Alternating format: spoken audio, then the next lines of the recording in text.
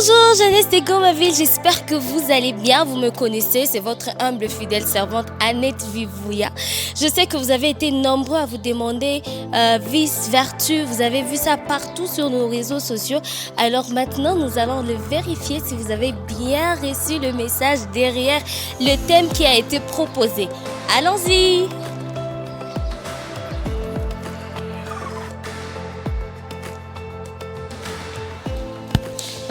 Bonjour Happy. Bonjour Annette. Vous pouvez nous rappeler, vous êtes de quelle commission?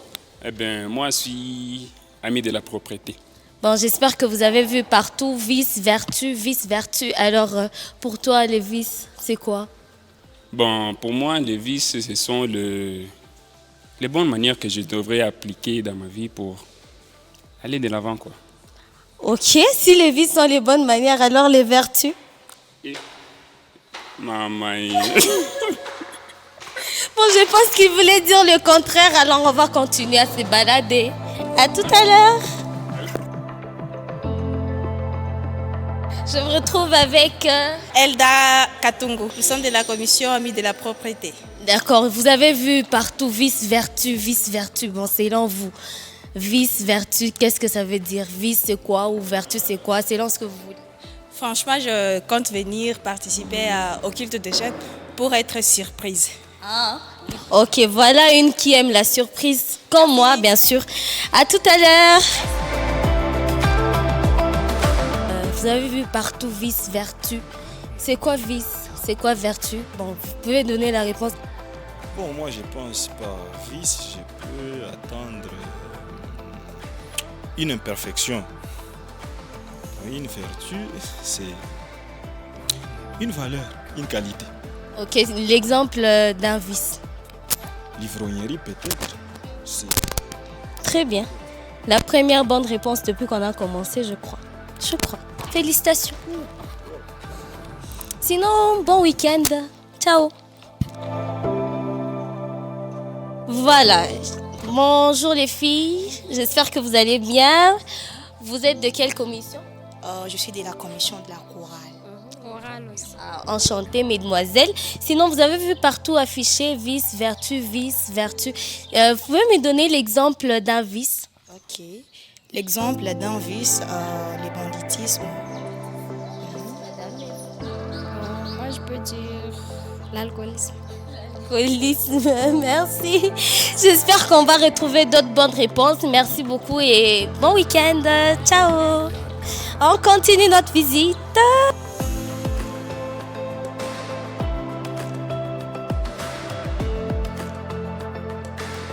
Bonjour David. Oui, bonjour. Vous allez bien? Ok, je voulais juste demander, vous avez vu afficher partout vice, vertu. Cette semaine, on a vraiment dérangé avec vice, vertu. Alors pour vous, vice, c'est quoi? Bon, moi, selon que je suis technicien, je comprends que vis, c'est comme le vis qu'on branche dans les appareils. C'est ça. Merci beaucoup. Bon, c'est sa compréhension de vice et vertu. Bon, vertu, c'est là où j'ai des complications. Bon. Donc, vous attendez à avoir des réponses aujourd'hui? Oui, c'est ça que j'attends. Oh, merci beaucoup. Que Dieu vous bénisse et bon week-end à vous. Tel que nous venons de l'apprendre maintenant, chacun a une compréhension de ce qui est vice, de ce qui est vertu. Certains ont une compréhension erronée et certains ont une compréhension claire de ce qui est vice ou vertu. Alors maintenant, nous allons, sous vos applaudissements, s'il vous plaît, je répète encore, sous vos applaudissements, appeler l'orateur de ces jours, Docteur Abel, qui va nous donner beaucoup plus d'éclaircissements sur ce qui est vice et vertu. Quant à moi, je vous dis ciao!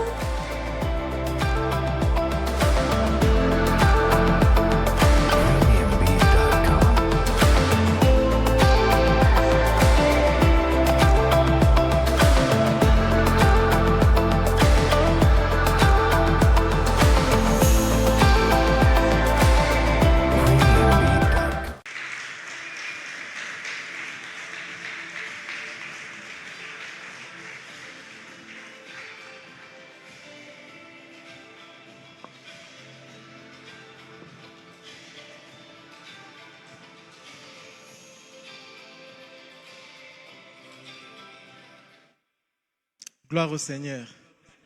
Alléluia. Je vous salue tous dans le nom de notre Seigneur Jésus-Christ.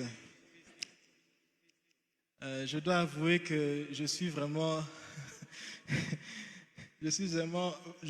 très édifié par cette vidéo. Et j'ai eu presque envie de changer le contenu du message parce que je n'avais pas vraiment prévu de m'étendre beaucoup sur la signification de ces deux termes que je supposais que nous comprenons. Mais le Seigneur va nous aider. Alléluia. Nous allons ouvrir la parole de Dieu, nos Bibles. Nous allons faire 2 lectures pour commencer. J'aimerais nous inviter à faire la première lecture c'est un passage que nous avons lu ce matin, 2 Pierre chapitre 1, du premier verset jusqu'au verset 5. Ensuite, nous allons lire Éphésiens chapitre 5, verset 18.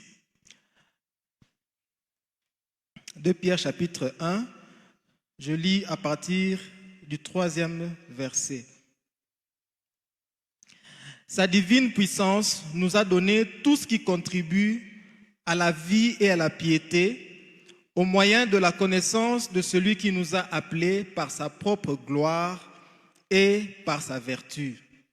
Celle-ci nous assure de sa part les plus grandes et les plus précieuses promesses, afin que par elles, vous deveniez participants de la nature divine, en fuyant la corruption qui existe dans le monde par la convoitise. Verset 5. À cause de cela, faites tous vos efforts pour joindre à votre foi, quoi? La vertu. Alléluia. Éphésiens chapitre 5, verset 18, il est écrit: ne vous enivrez pas de vin, c'est de la débauche. Soyez au contraire remplis de l'Esprit. Alléluia. Prions le Seigneur. Père, c'est devant toi que nous nous tenons. Nous te disons merci pour la grâce que tu nous fais d'être une fois de plus dans ce temple, à tes pieds, pour être nourris par ta parole. Seigneur, nourris le cœur de chacun de nous, transforme-nous, émonde-nous, change-nous, pour la gloire de ton nom. Au nom de Jésus-Christ, nous te prions. Amen. Il m'a donc été demandé d'introduire cette série intitulée « Vices et vertus ». Et c'est la tâche à laquelle je vais essayer de m'atteler par la grâce de Dieu, en évoquant le premier sous-thème qui est intitulé « Le poison de l'ivresse et l'antidote de la sobriété ». Alors, rapidement, j'aimerais juste préciser, les mots vice, contrairement à ce que le dernier intervenant sur la vidéo a dit, eh bien, le mot vice signifie tout simplement un défaut. Quand on parle de vice, il s'agit d'un défaut, d'une insuffisance ou d'une faiblesse, un défaut de caractère. C'est ça qu'on appelle vice. Et vertu, c'est le contraire, c'est une qualité qui est liée à la personnalité ou au caractère d'une personne. Et lorsque dans la Bible emploie plusieurs termes pour plusieurs expressions pour parler de vertu, lorsque l'apôtre Paul s'adressait aux Galates, il avait employé le terme fruit de l'esprit. Quand on parle du fruit de l'esprit, il s'agit tout simplement des qualités qui se développent dans la vie d'une personne qui se laisse conduire par l'Esprit de Dieu. Et donc, au courant de cette série, nous allons donc discuter ou nous allons exposer sur ces qualités-là que l'Esprit de Dieu produit en nous lorsque nous marchons avec lui, ou lorsque nous le laissons conduire notre vie de chaque jour. Alléluia. Aujourd'hui en particulier, nous allons parler d'un vice qui est l'ivresse. Le thème qui m'a été proposé parle de l'ivresse comme un poison. Nous allons essayer de voir d'abord c'est quoi l'ivresse, pourquoi l'ivresse est un poison, et nous allons évoquer l'attitude d'un enfant de Dieu ou d'un disciple de Christ vis-à-vis de l'alcool. Je sais que l'alcool, c'est un thème qui revient beaucoup dans les discussions, dans notre marche avec le Seigneur. Et souvent, la discussion a tendance à tourner autour d'une seule question.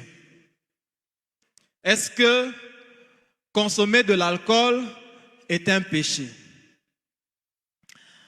Bon, je ne sais pas si vous aurez la réponse à cette question à la fin de cette prédication, mais je suis convaincu que le Seigneur a une parole pour vous. Le passage que nous avons lu dans 2 Pierre, l'apôtre Pierre, en train de s'adresser aux chrétiens comme vous et moi, il dit, au verset 5, il dit, faites tous vos efforts pour ajouter à la foi la vertu. J'ai beaucoup aimé le cantique que nous avons chanté en prélude de ce culte. Ce cantique dit que je ne suis pas satisfait de la dimension dans laquelle je suis. C'est exactement l'esprit qu'il y a derrière ce passage. Lorsque l'apôtre Pierre s'adresse à l'église, il dit ne vous contentez pas, ne vous limitez pas à croire en Jésus. Ne vous limitez pas à cette dimension. Ajoutez quelque chose à votre confession de foi. Alléluia. Et il ne dit pas seulement faites-le, il dit mettez-y de l'effort. Efforcez-vous. S'il y a un aspect de votre vie ou de notre vie dans laquelle nous devons mettre de l'énergie, de l'effort, c'est dans le développement de la vertu. Alléluia. Alléluia. C'est la parole que le Seigneur nous demande, nous adresse ce matin. Et Paul, lorsqu'il va s'adresser aux Éphésiens, il va dire, ne vous enivrez pas de vin. Il dit, c'est de la débauche. Ce n'est pas une qualité. Même si le monde nous présente aujourd'hui, vous savez, dans toutes les publicités sur l'alcool, on présente toujours l'alcool comme étant une vertu. N'est-ce pas? Et parfois même on présente des sportifs avec des publicités sur l'alcool. Des gens qui sont en bonne santé. Comme si la santé qu'ils ont, ils la doivent à l'alcool. Vous voyez? Le monde présente l'alcool ou la consommation de l'alcool comme une invitation à quelque chose de bon. Quelque chose qui procure de la joie. Ainsi de suite. Mais la Bible nous dit, ne vous enivrez pas de vin. Bon, d'abord, c'est quoi l'ivresse? Le dictionnaire Larousse dit que l'ivresse, c'est un état d'excitation euphorique avec des troubles perceptifs. L'incoordination, c'est-à-dire le défaut de coordination des mouvements, des troubles de l'élocution, c'est-à-dire des troubles dans l'expression orale, et parfois la libération de l'agressivité due à une ingestion massive de boissons alcoolisées. Voilà. Ça, c'est ce que le dictionnaire Larousse nous dit. L'ivresse, c'est ça. C'est un état d'euphorie, mais qui est associé aussi à des troubles. Vous voyez? Et la Bible nous dit, ne vous enivrez pas de vin. Alors, pourquoi on parle de l'ivresse comme étant un poison? Eh bien, c'est simple, c'est tout simplement parce que lorsqu'on est dans un état d'ivresse, on ne fonctionne pas normalement. Vous voyez? Notre cerveau ne fonctionne pas normalement. Notre cerveau est dans un état de trouble. quelqu'un qui est ivre ne réfléchit pas droit. Et non seulement ça, ce n'est pas seulement un problème pour la personne qui est ivre, mais c'est un problème aussi pour les personnes qui sont autour de lui. Parce que, rappelez-vous, l'ivresse telle que définie par Larousse est associée à de l'agressivité. Donc quelqu'un qui est ivre en état d'ivresse est une menace pour la dignité des personnes qui sont autour de lui. Vous voyez? Et donc il est donc normal, et la Bible a raison lorsqu'elle dit dans Proverbe 20 chapitre 1 que le vin est plein d'insolence et l'alcool rempli de tapage. Celui qui s'en laisse griser ne deviendra jamais sage. C'est ce que la Bible dit. Vous ne pouvez pas devenir sage en consommant de l'alcool, en vous enivrant. Ce n'est pas possible. Il y a un auteur que j'ai lu, Shelby Abbott, qui dit ceci, qui a essayé de décrire le processus de l'ivresse. Et voici ce qu'il dit.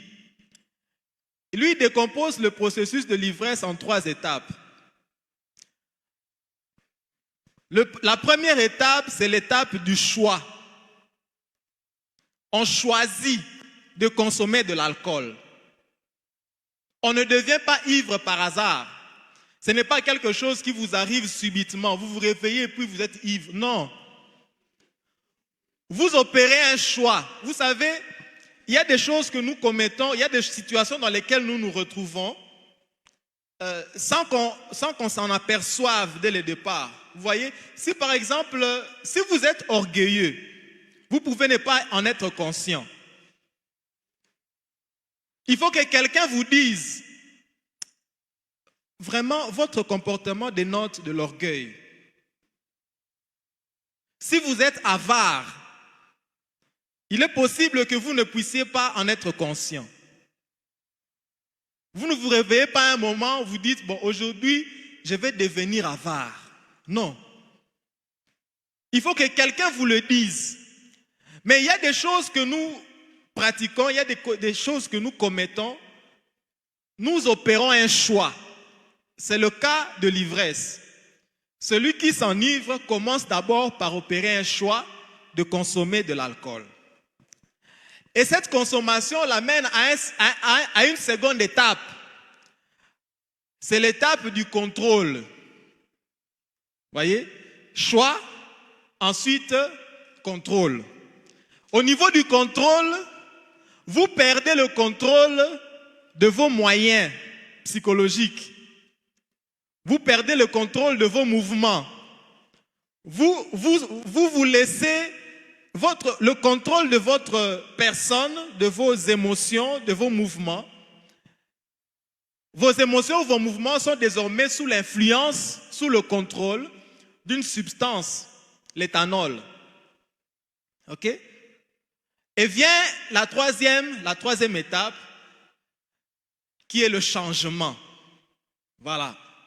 Parce qu'à ce moment-là, vous êtes maintenant sous l'influence d'un agent extérieur et vous commencez à connaître un changement au niveau de vos pensées, le changement au niveau de votre comportement, mais aussi au changement au niveau de vos actions. Mais vous voyez, tous ces changements-là, ce n'est pas le fruit, à ce niveau-là, ce n'est pas le fruit de votre décision. C'est la conséquence de l'alcool. C'est la raison pour laquelle la Bible nous dit « Ne vous enivrez pas de vin ». Parce que lorsque vous vous enivrez, vous cédez le contrôle de vos émotions, de vos pensées, de vos actions à quelque chose qui n'est pas le Saint-Esprit. Alléluia. Or, un enfant de Dieu, la Bible dit que ceux qui sont fils de Dieu sont conduits par l'Esprit de Dieu. Si vous êtes enfant de Dieu, si vous êtes fils ou fille de Dieu, vous êtes normalement sous l'influence, sous la conduite du Saint-Esprit. Alléluia. Alors, cette parole, la parole qui dit ne vous enivrez pas de vin, c'est vrai que le fait de ne pas enivrer, c'est une bonne chose pour tout le monde, mais cette parole est en particulier adressée à ceux qui connaissent déjà le Seigneur Jésus-Christ comme leur sauveur et comme leur Seigneur. Et c'est à ces personnes-là que je m'adresse aujourd'hui. Si vous êtes enfant de Dieu, la Bible vous dit, le Seigneur vous dit, éloignez-vous de l'alcool. Alléluia. Alors, je sais que lorsque certains sont en train de m'écouter en me disant, oui, la Bible dit ne vous enivrez pas. Moi, je ne m'enivre pas. Et je n'ai pas l'intention de m'enivrer. N'est-ce pas? Oui. Mais il m'arrive de consommer de l'alcool. Mais je ne m'enivre pas. Donc, pour moi, tout est en ordre. N'est-ce pas? Parce que je ne m'enivre pas. Oui. Ah, où est le problème? Si je consomme de l'alcool et que je ne m'enivre pas. Alors, il y en a qui, lorsqu'on aborde ce thème de l'alcool, ils se disent, voilà, j'attends que quelqu'un me montre où dans la Bible il est écrit, ne buvez pas de l'alcool. C'est où? Si vous me montrez ça, alors j'arrête. N'est-ce pas? Oui.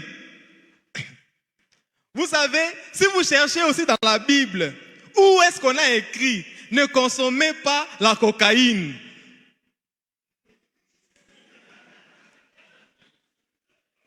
Est-ce que vous allez trouver? Cherchez dans la Bible, là on a écrit ne consommez pas de la nicotine, la cigarette. Comme ce n'est pas écrit, alors consommons la cocaïne, n'est-ce pas? Oui. C'est ça, bien aimé.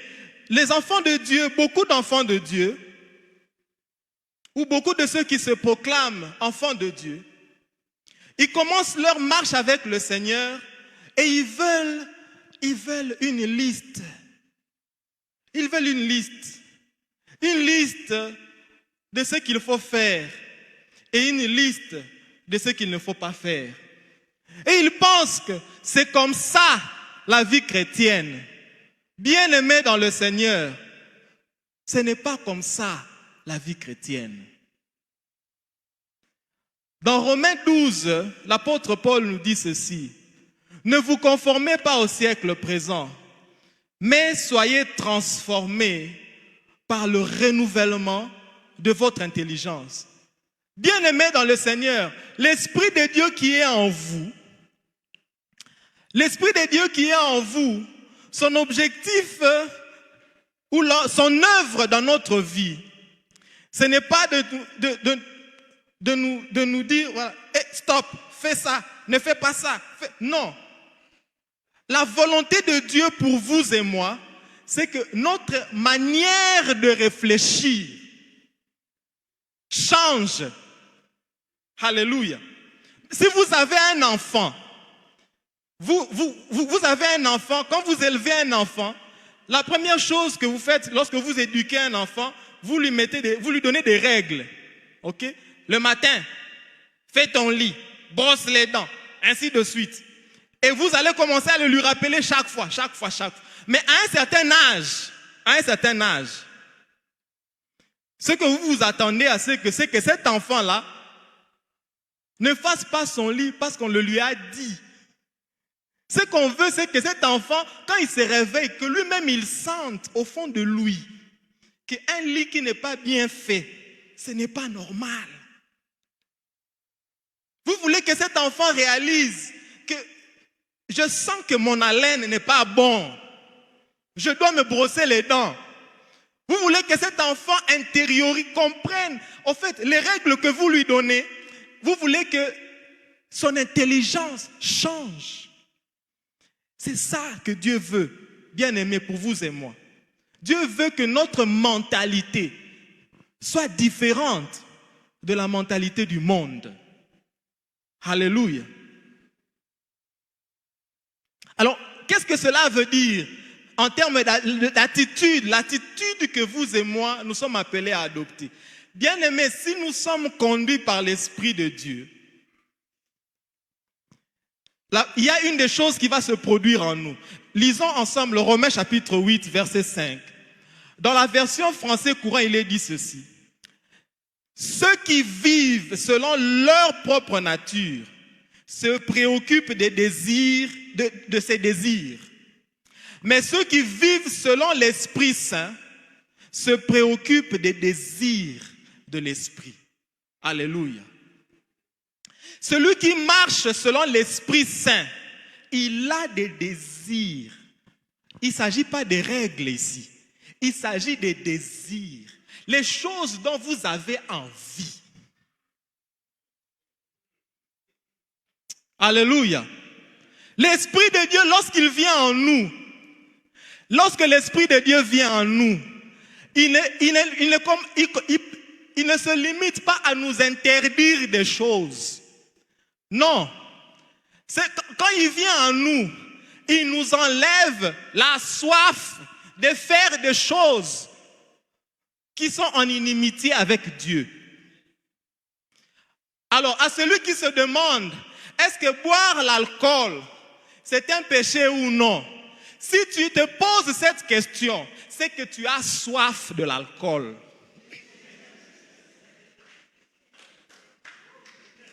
Tu as soif. Alors parce que tu as soif, tu veux savoir, est-ce que je dois boire ou je ne dois pas boire? Tu as un problème, tu as encore soif de ça.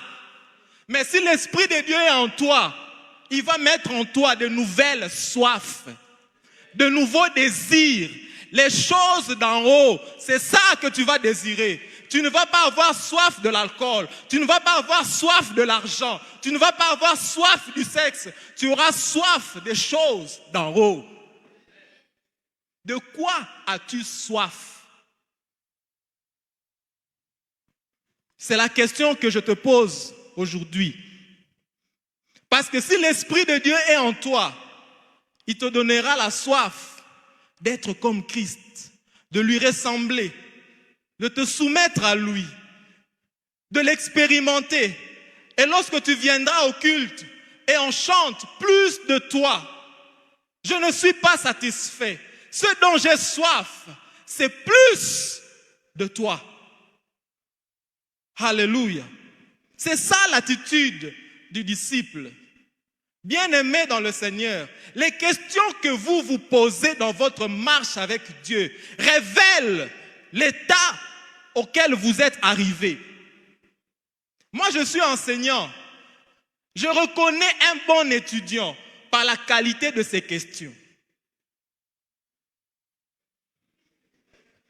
Ce n'est pas par les réponses qu'il me donne lorsque moi je pose les questions. Parce qu'un étudiant qui est intelligent, un étudiant qui a compris la matière, lorsqu'il viendra poser la question en classe, il va élever la discussion. Il va me pousser à engager la conversation à un autre niveau. Mais beaucoup de chrétiens viennent avec des questions qui révèlent encore qu'ils ont besoin des règles. Lève-toi, il est 6 heures, brosse les dents, lave tes chaussettes et tes sous-vêtements. Voilà. On a 30 ans dans le Seigneur et on veut encore qu'on vous dise, ne consomme pas l'alcool. Tu as 30 ans et tu veux encore qu'on te dise, il est temps, va dormir, lève-toi. Voilà. Voilà le problème que nous avons dans l'église. Des enfants de Dieu qui posent des questions qui révèlent tout simplement leur immaturité.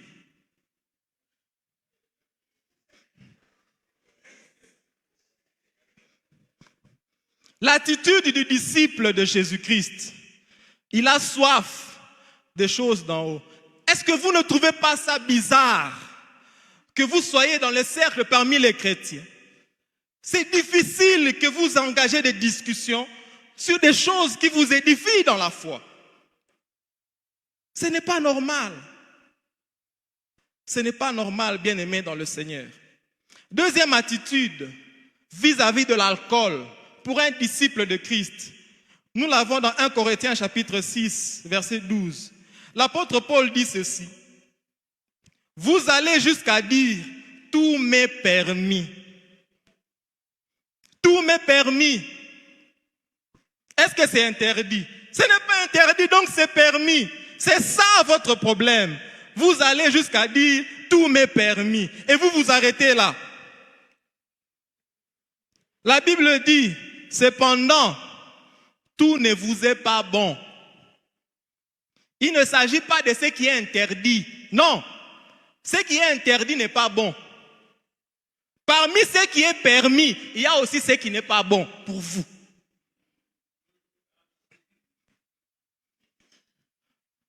Alléluia. Oui. Est-ce que consommer une boisson sucrée, c'est mauvais? Oui. Ce n'est pas mauvais. Mais si vous êtes diabétique, ce n'est pas bon pour vous.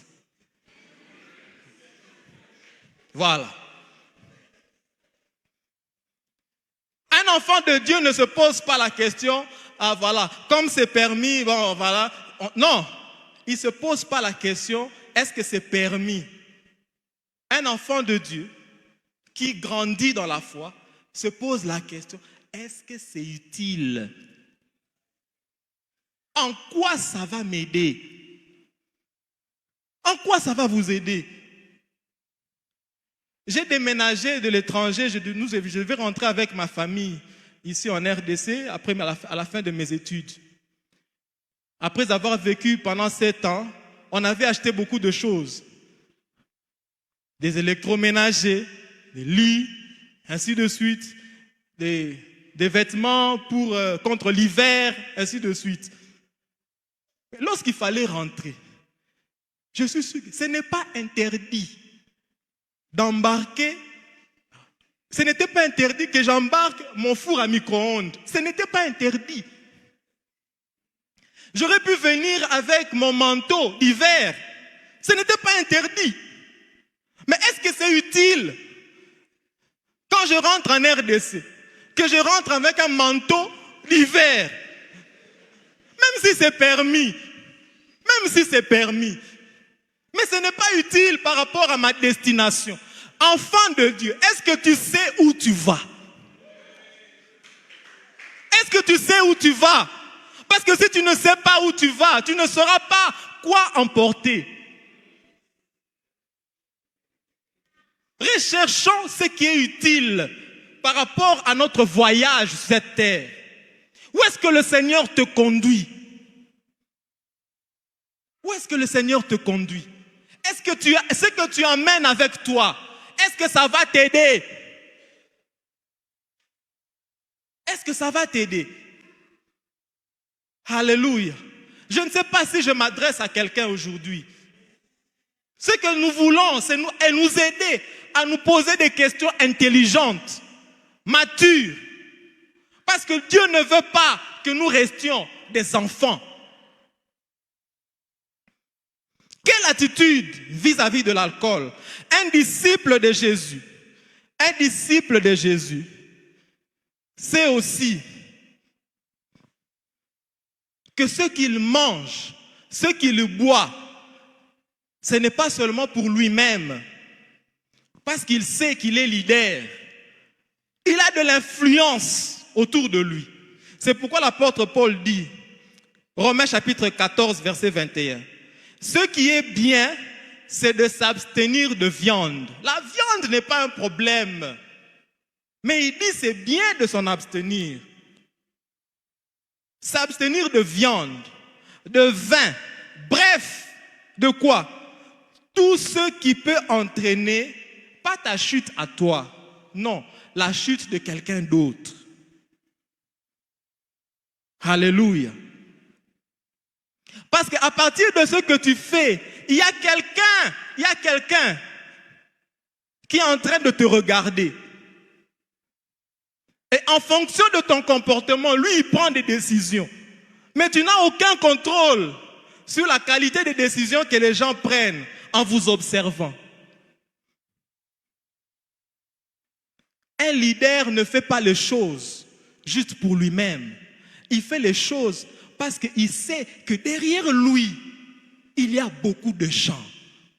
Je ne peux pas me permettre n'importe quoi. Les gens, il y a beaucoup de gens dont les décisions dépendent de mon comportement. Alléluia. Il y a des gens ici, s'ils me voient boire, même pas boire, s'ils me voient seulement assis dans une boîte de nuit, c'est fini. C'est fini. C'est fini. Pour eux, c'est comme un visa. Le frère Abel était là. Et moi alors? Vous voyez? Voilà. Oui. À cause de ça, je me dis, même si j'ai envie de m'amuser un peu, je n'irai pas dans une boîte de nuit. Parce qu'il y a beaucoup de gens derrière moi. Beaucoup de gens. Sur les réseaux sociaux, je ne peux pas cliquer like sur n'importe quoi. Parce qu'il y a 5000 personnes sur Facebook qui me suivent. Quand ils vont voir que Abel a liké cette petite jupe, terminé. Terminé.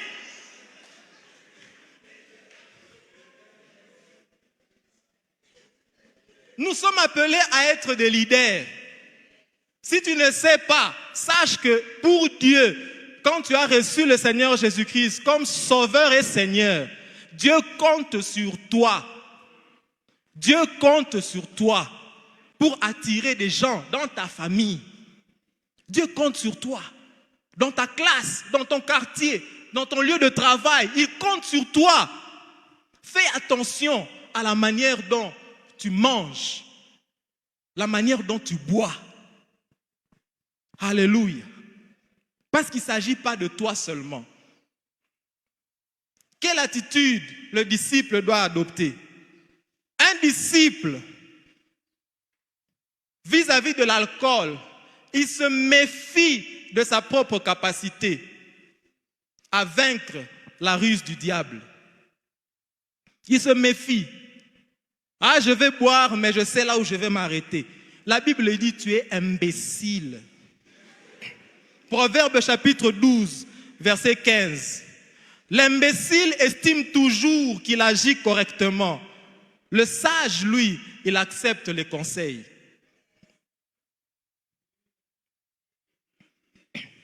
Oui, un homme sage ne s'appuie pas sur sa propre force, sur sa propre capacité. Le diable est plus âgé que toi. Il a commencé le métier du mensonge et la tromperie avant que tu ne naisses. Qui crois-tu que tu es? Je vais m'arrêter.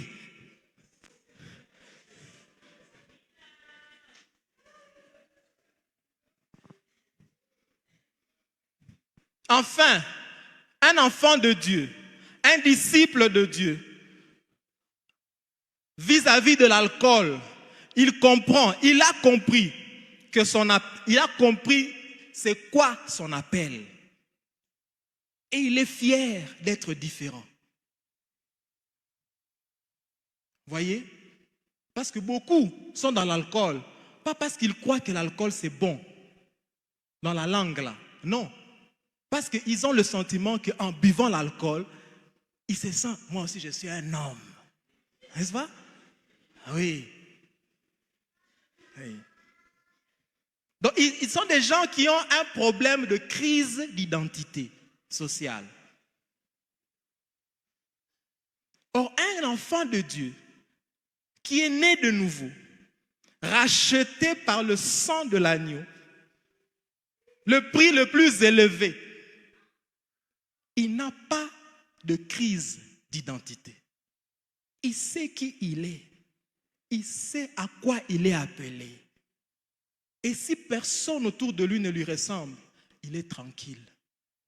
Parce qu'il sait que ce sont les autres qui doivent changer, pas moi. Alléluia. Si tu es là, tu reçois cette pression autour de toi et qu'on se moque de toi. Bien aimé, moi j'ai connu ça.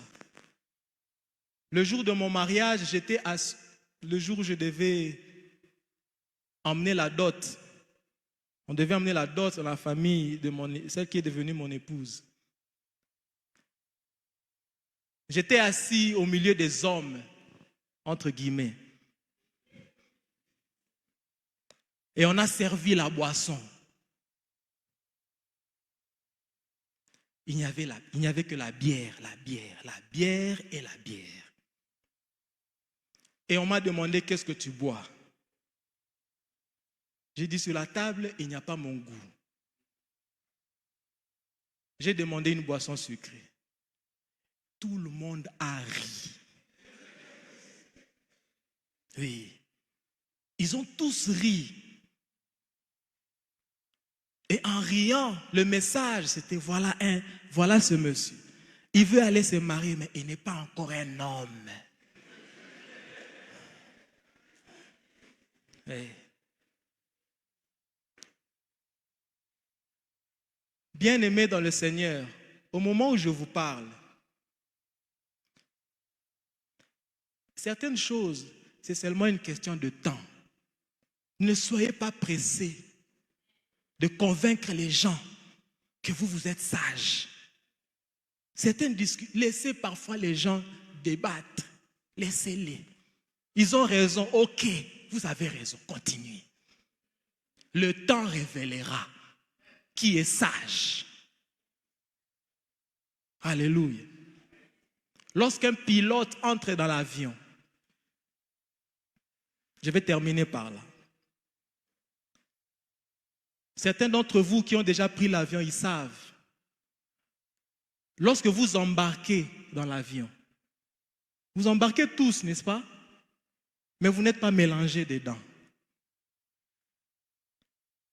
Un pilote, avant d'embarquer, il sait qu'il ne peut pas boire.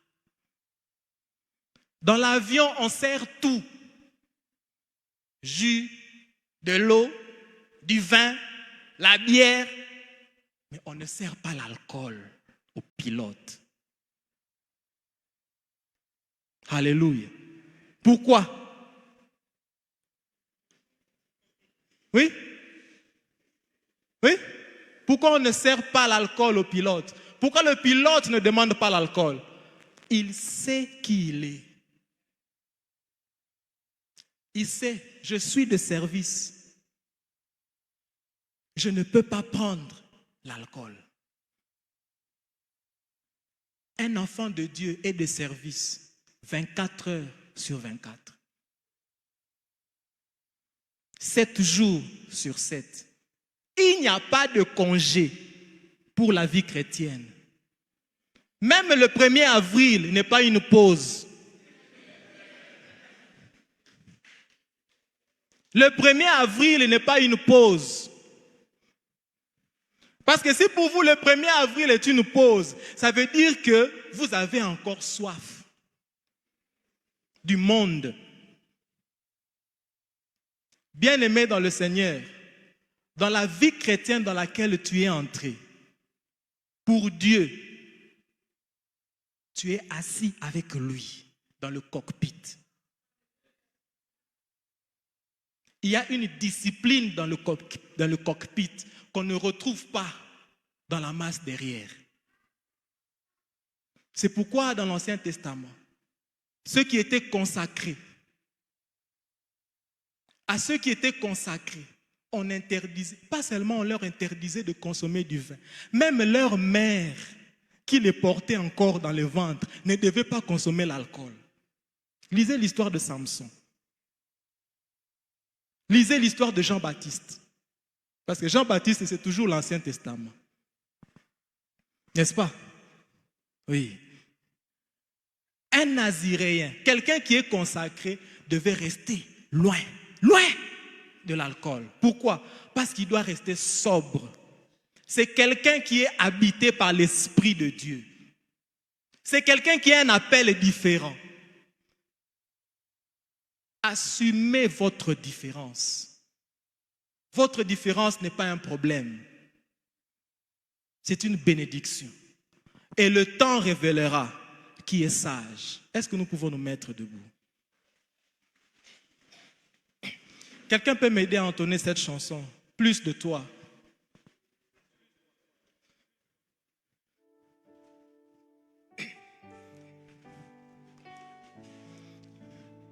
J'aimerais que tu chantes cette chanson, non pas parce que c'est une mélodie, mais que tu t'appropries les paroles. Dis Seigneur, j'ai besoin d'une nouvelle soif. Plus qu'hier, Père, révèle-toi en moi. Oh, oh, je veux plus de toi. Chantons-le ensemble, s'il vous plaît. Oh, plus de toi, de tout cœur, Père, je veux plus de toi. Cette dimension ne me satisfait pas. Dis au Seigneur que je ne suis pas satisfait de confesser seulement que tu es mon sauveur. Je veux une nouvelle soif. Je veux désirer une nouvelle dimension. Mets en moi les désirs de l'esprit. Alléluia. Je veux. Oh, plus de toi. Oh yes. De tout cœur, Père, je veux. Plus de toi, Seigneur. Oh, cette dimension ne me satisfait enlève-nous la soif de ce monde. Oh, nous ne sommes pas satisfaits de ce que nous sommes. Oh Seigneur, ouvre nos yeux pour que nous puissions contempler les vraies richesses. Celles qui durent. Montre-nous ce dont nous avons besoin pour notre marche. Oh Seigneur, plus de toi, Seigneur. Alléluia. Je veux.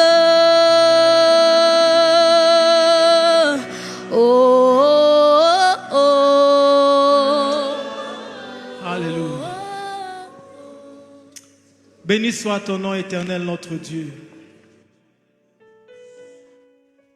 Je prie que toute personne qui a écouté cette parole, que ton esprit dépose dans notre cœur, dans le cœur de chaque personne, y compris le mien, une soif plus profonde, non pas de l'alcool, non pas de ce que le monde nous propose, mais une soif de toi, soif d'être rempli de toi. Rempli de toi, rempli de toi. Parce que ce que tu as mis devant nous, Seigneur, sans toi, nous n'allons jamais y arriver. Il y a des défis que nous devons remporter. Il y a des batailles que nous devons livrer. Il y a des victoires que nous devons remporter. Et pour ces victoires, pour remporter ces victoires, nous avons besoin de toi. Nous ne pouvons pas nous permettre n'importe quoi. Tu nous as appelés à l'excellence. Tu nous as appelés à l'influence. Tu nous as appelés à la constance, à la croissance. Plus de toi, Seigneur. Remplis nos cœurs de la soif du Saint-Esprit. Et remplis-nous de l'Esprit. Dans le nom de Jésus. Amen. Le Seigneur vous bénisse.